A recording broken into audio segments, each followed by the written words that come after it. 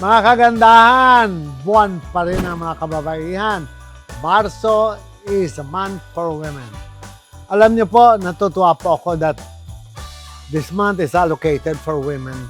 Nabibigyan natin ng importansya. At kayo po lahat yon.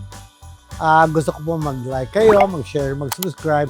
Dapat lamang dahil kayo ang pag-uusapan natin dito sa Mother's Point of View. Bansang Pilipinas at mga kaganda. Kayo pong lahat ng aking mga milyong taga-subaybay. Mother's Point of View.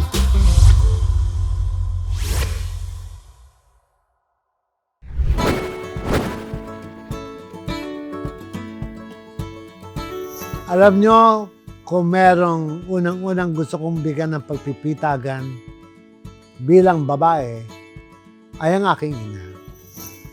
Because it is my mother who brought me in this world, who made me what I am.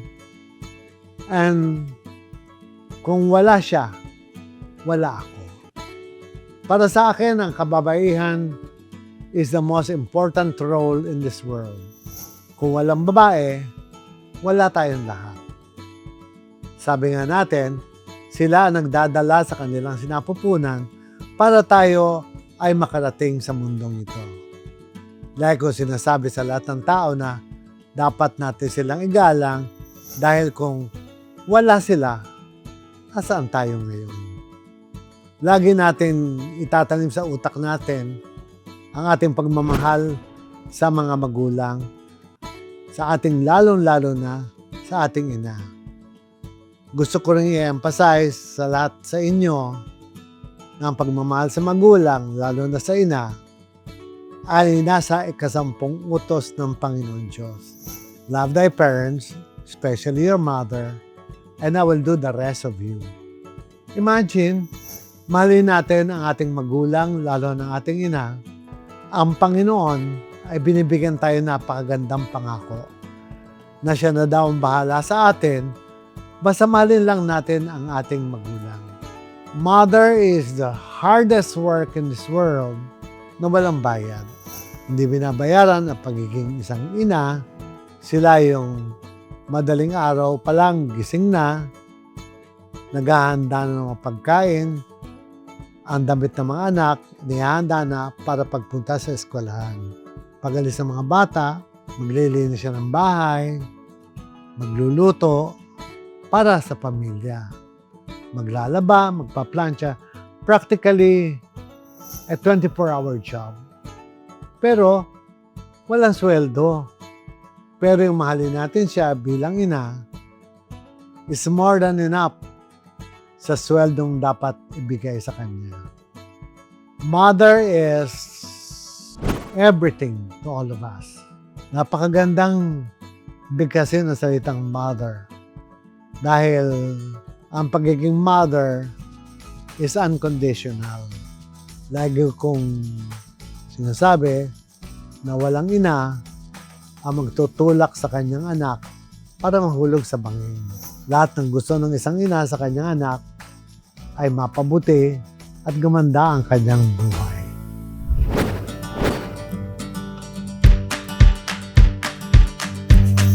Ang isang ina is practically everything. Siya ang kaagapay ng tatay, pero nanay pa rin ang gumagawa ng lahat. It's very simple. Minsan sasabihin ng nanay, pundi din yung mga ilaw natin. Sasabihin sa kanyang asawa. Sasabihin sa asawa, yes, I will do it. But eventually, mararamdaman nyo na rin, ginawa na rin ng nanay. Sasabihin ng nanay, yung ating gripo tumutulo, pakiayos nga. May husband da. Yes naman si asawa, bukas makalwa, nanay pa rin ang gumagawa. Kumbaga, she is a jack of all trade. Lahat gagawin, walang hindi gagawin. Wag lang sumama ang loob ng kanyang mga mahal sa buhay. Ang mga nanay, napakasimple ng kaligayahan. Sabihin mo lang sa kanyang, ang sarap ng niluto mo, masaya na siya. Ang mga nanay, paglabahin mo yan maghapon, pagplansyahin mo maghapon, pagdating ng gabi, kilitiin lang ni Papa, masaya na siya.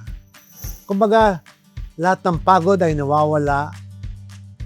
Lahat ng pagod na yan ay ginagawa ng isang ina na hindi naman siya inuutusan. Pero to appreciate her is more than anything. Yung bang kilitiin, lambingin, sabihin, ma, sarap na niluto mo ngayon.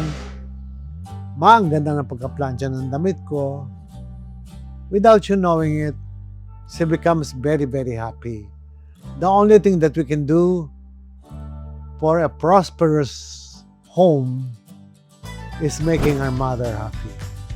Pag masaya ang ina ng tahanan, masaya ang buong kabahayan. Pero pag ang nanay ay bunganga ng bunganga, tili ng tili, there is something wrong. May nakikita siyang hindi maganda, kaya niya itinatama. Wala namang masamang sumunod tayo sa ating ina dahil lagi natin tatandaan sa lahat ng mga kabataan, you might be already tired of the nagging of your mother. Baka pagod na kayo dahil buwanga ng buwanga ang nanay nyo. That's okay. Without you knowing it, lahat ng sinasabi ng nanay nyo na pumapasok sa tenga nyo at lumalabas sa kabilang tenga ay naiiwanan sa gitna ng ulo nyo. Ibig sabihin, it's get into your consciousness, it gets into your brain, it gets into your emotion. Then, 20 years after will pass, you will also become a mother, and you will tell your children the same thing that your mother have told you. And you will just simply say, I sound like my mother.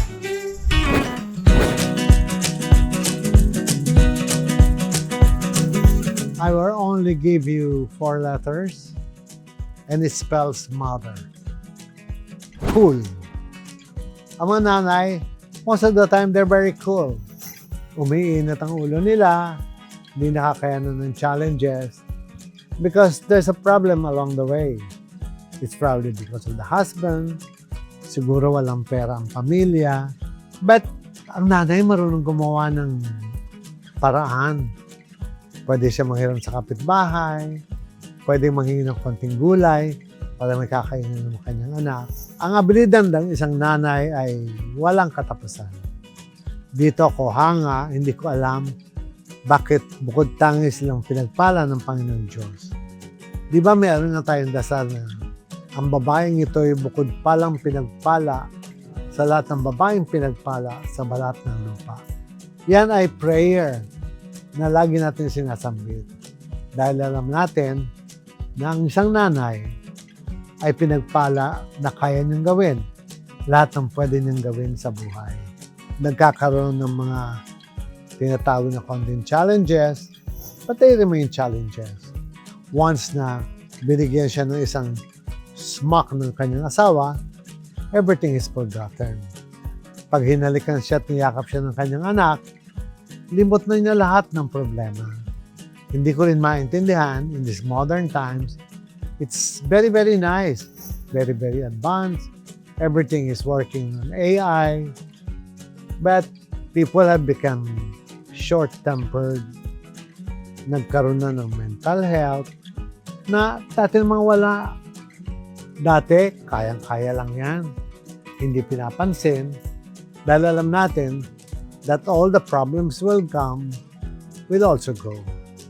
Walang problema dadating na hindi rin aalis. Kaya, relax lang kayo. Sa mga nanay, cool lang. C-O-O-L. Cool lang kayo. Because all the aggravation, lahat ng problema, dadating, ngunit mawawala din siya.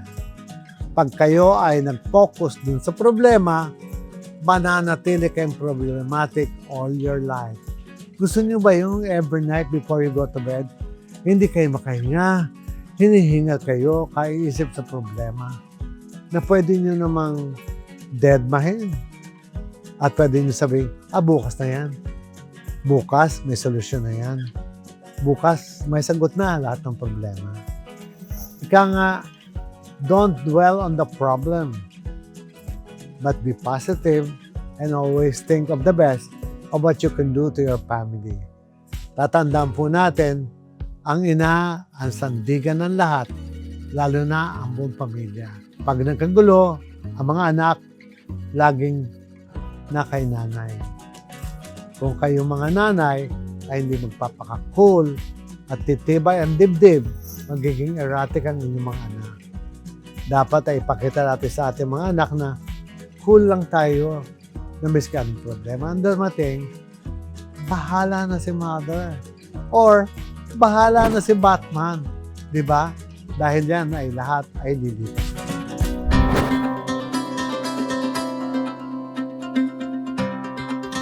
I'm so happy for all the women out there who are exploring the world. Natutuwa ako sa lahat ng mga kababaihang hindi natatakot. Natutuwa ako sa lahat ng mga kababaihang will try anything and everything. Hindi sila, ay ano ba yan? Ay ayoko niyan. Ay hindi yan bagay sa akin. Mas natutuwa ako sa mga tao, sa mga kababaihan na ika nga gustong alamin kung ano ang mundo. Because the world is so big, we are now in the age of one click lang. Makakausap mo na sa New York, makakausap mo na sa London, makakausap mo na sa Saudi Arabia. And you can do business together, you can chat, and you can deal business. It's good for all women out there.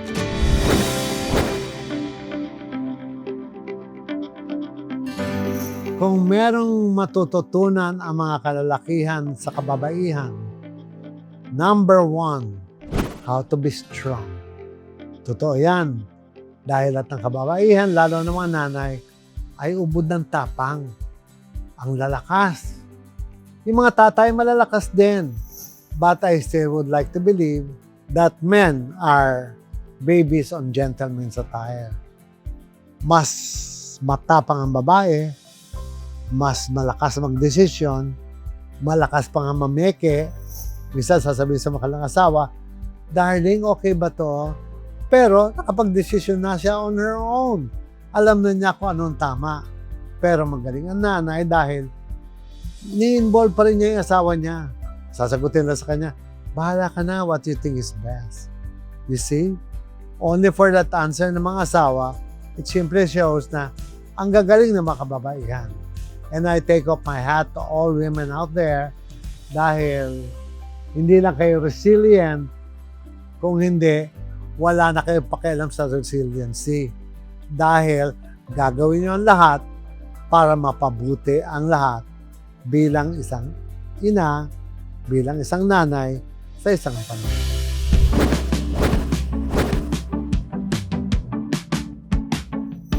But now it's different. Women are being put up on the pedestal. Women are being consulted to what to do. Just imagine, just a couple of weeks back, VP Sara already have announced she's running for president. Imagine, napakalaking boost nito sa mga kababaihan. Napakalaking encouragement sa mga kababaihan that if she can do it, we can also do it on our own way. In our own little small ways, magagawa din namin maging presidente. Ako ang presidente ng mga anak ko. Ako ang presidente ng aking tahanan. Ako ang presidente ng maliit kong negosyo na ako'y nagbebenta inside the village. We can all be president in all our rights in our own little ways. We only have to be encouraged that we can do it. And I know that women can do it.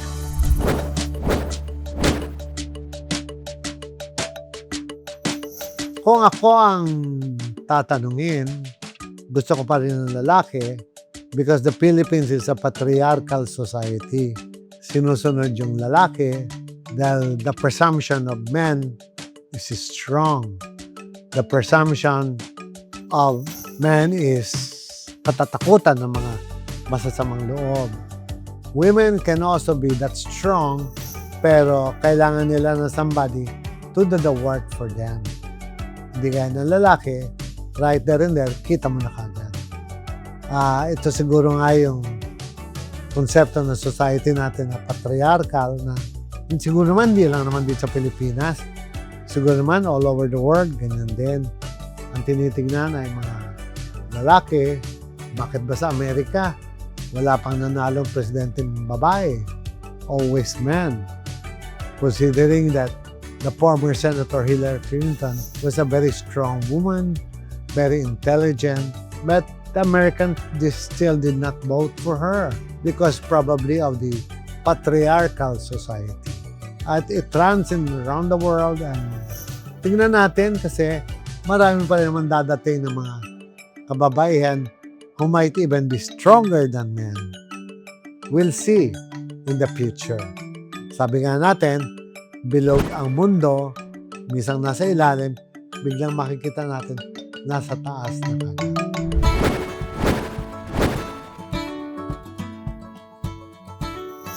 There's so many adorable women in our society. Unang-una ang yumaong si Rosa Rosal, who really focused her heart and her mind in helping people through Philippine Red Cross. Hanga rin ako sa pagkatalino ni President PGMA, matapang, strong woman, and many more. But for me, mas humahanga ako sa lahat ng nanay out there. Dahil kundi sa inyo, hindi dadami ang tao sa mundo dahil kayo ang nagdadala sa inyong sinapupunan ng 9 na buwan para kami lahat ay mapunta sa mundong ito. To all the mothers out there, my respect, my adulation to all of you is far beyond compare. Saludo ako sa lahat ng mga nanay, sa lahat ng mga kababaihan. Kayo ang talagang bukod na tanging pinagpala ng Panginoong Diyos.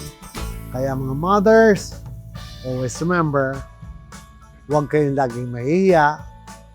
Have to be strong all the time dahil kayo ang tinatawag nating haligi at ilaw ng tahanan. Kaya sa lahat ng mga mother, mag-like kayo, mag-share, mag-subscribe dahil ang buwan ng Marso ay para sa inyong lahat. Ito po ang franchising booklet ng Hair Clinic. Nakalagay dito yung aking experience for a long time and what we have to offer.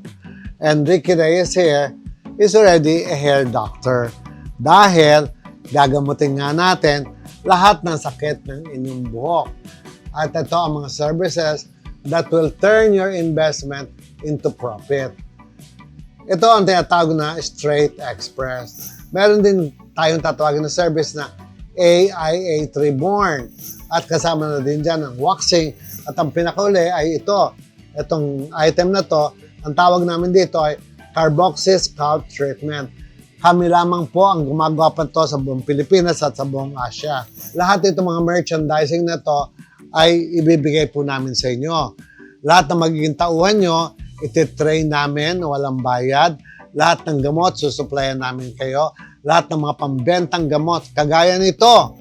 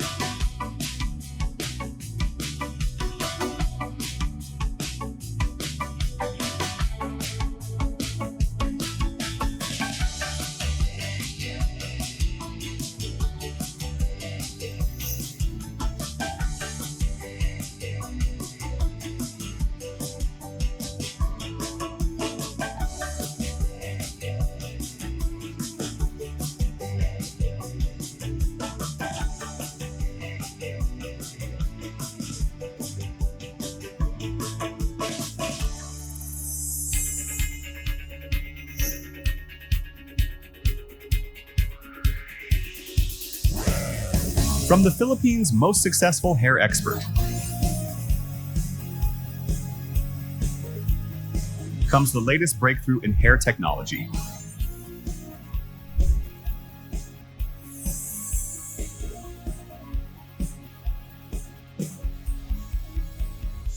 Ricky Reyes Hair Clinic, now open for franchising.